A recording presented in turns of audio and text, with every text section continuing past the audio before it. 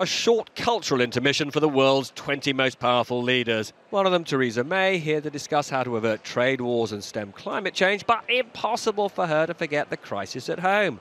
Whether MPs will, as expected, throw out her Brexit plan. A plan, she insists, is the only way to deliver Brexit, that there is no plan B.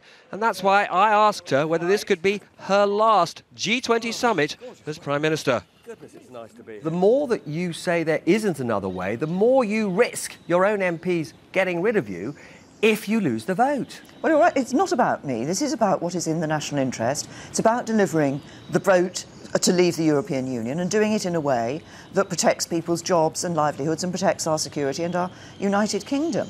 And you say the opposition parties say there's an alternative. Actually, the Labour Party hasn't put forward an alternative. And that's what they're proposing is actually a series of moves that, as far as I can see, are just there to frustrate Brexit, to try and stop us from doing what people asked us to do, which is leave the European Union. So are you saying, to quote one of your famous predecessors, that there is no alternative? What I'm saying is that this is the deal that we've negotiated with the European Union. The European Union have made clear that this is the deal. This is the deal that is on the table. So when MPs come to vote, they need to think about the need for us to deliver Brexit. Now, one of the great virtues, you say, of your deal is it will allow the UK to control immigration from the rest of the EU. But figures just out show that immigration from outside the EU rose very sharply last year. Really, we're not going to be in a position to control immigration, are we? What people wanted to know was that it was their politicians, their elected representatives, their government that determines the rules for who comes into the United Kingdom. And we will be able to do that now for the whole world, not just for countries outside the European Union. So putting those rules into place, obviously we will now have a system for the whole of the world, but crucially But it's not about numbers for you, it's about we determine it.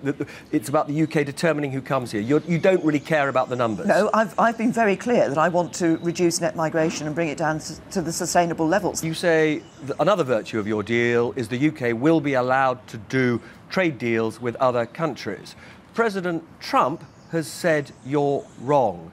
He's here in Argentina. Will you tell him today that he's wrong, that you will be able to do deals with the likes of America? Well, one of the things I'm going to be talking about here at the G20 is this whole issue of trade around the world. But will you tell President Trump to his face that he's wrong? I'm very happy to tell President Trump and others that we will have an independent trade policy, because we will have an independent trade policy. We will be able to do trade deals. The summit begins and a British Prime Minister delivers what looks like an uncomfortable message to the President of the United States. But for now and for her, the special relationship with America is much less important than whether Parliament backs, against the odds, the new relationship she wants with the European Union. Robert Peston at the G20 in Argentina for News at 10.